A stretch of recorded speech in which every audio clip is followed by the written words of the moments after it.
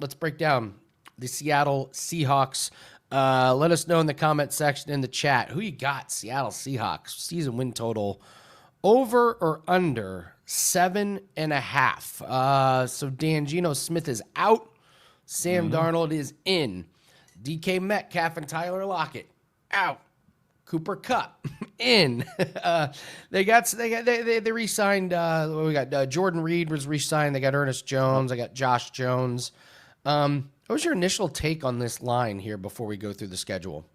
Yeah, I mean, and folks, make sure you're watching live or on the rewatch. Hit that like button, and if you haven't already, make sure you're subscribed. But for me, Andy, this is what, the 5th or 6th team that we've done thus far. This is the first one that I would say, why bet this? Right? Like, is there a team that has a different look than the Seattle Seahawks, heading into this year? Maybe one or two teams, but this is a team that anything that you learned about Mike Macdonald's team in year one, you have to throw it out the window. This is so you can't extrapolate year over year. And honestly, I don't think Mike Macdonald is that great of a head coach in game. I mean, he's definitely maximizing what he does with his players. The fact that they got 10 wins last year in his first year was a major sign.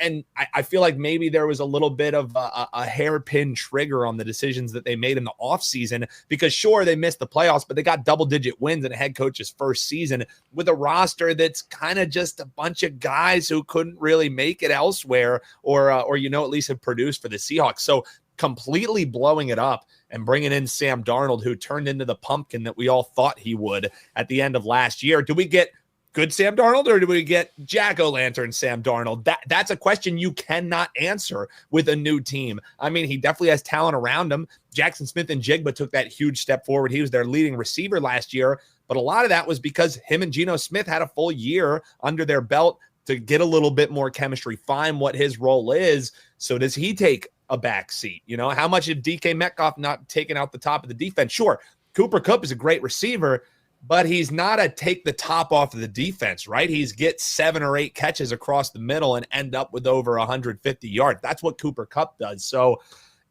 some positives, Andy.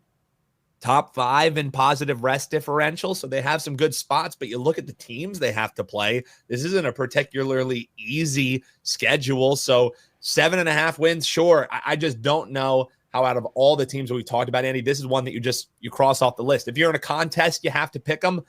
For me, lean over. But it's hard for me to even have a lean for this team who you do not know what they will look like. So this would be see how they look out of the gate against these tough teams they have to play, and then look at what the in-season number is and then attack it that way. Or look at player props early in the season-long player props that you could look at.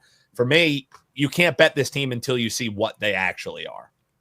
Well, that's just a lame take for a show, Dan. It is a lame take. It is a lame take. I'm planting my flag. I do have a strong take on this one. Let's go over their schedule.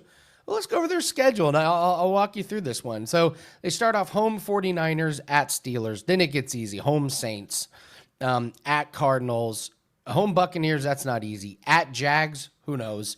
Home Texans, who knows? Then they get the bye. At Commanders, that's tough. Home Cardinals, who knows? At Rams, who knows?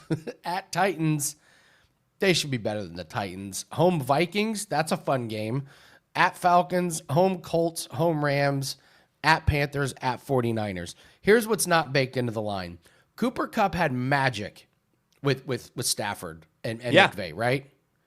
That's gone. He's not going to have that same chemistry. And like you said, Geno Smith had that chemistry with Jackson Smith and Jim. That's gone.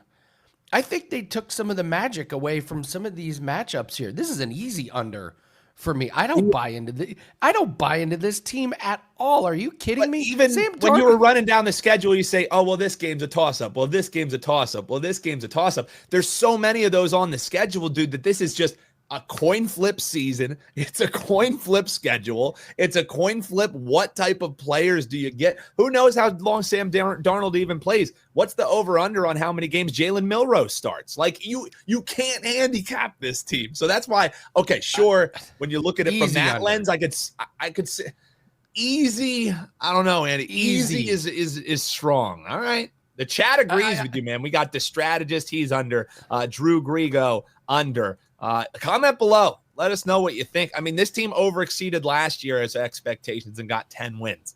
And then you drop them down 3 because Geno Smith is gone, because DK Metcalf is gone. And how many games is Cooper Kupp going to play? Yeah, that's a good point. Yeah, I just see trouble all over the place. And Darnold was great at Minnesota with one of the best offensive minds in the league. Also going to Justin Jefferson. Yeah, but then he reverted. You know what I mean? They also had a stellar defense there. So I don't know, man. This one's really tough for me. Comment below and let us know over or under. Right. Andy says easy under. I say your guess is as good as freaking mine. That's what I say on the Seattle undecided. Dan is an official I'm undecided. I'm abstaining. Undecided. I've recused myself from the vote, Andy. All right, I'm going easy under on the Seahawks. All right, easy under. All right, guys, let us know what team you want us to do next. But we are out of time. Dan, awesome job. Thank you so much.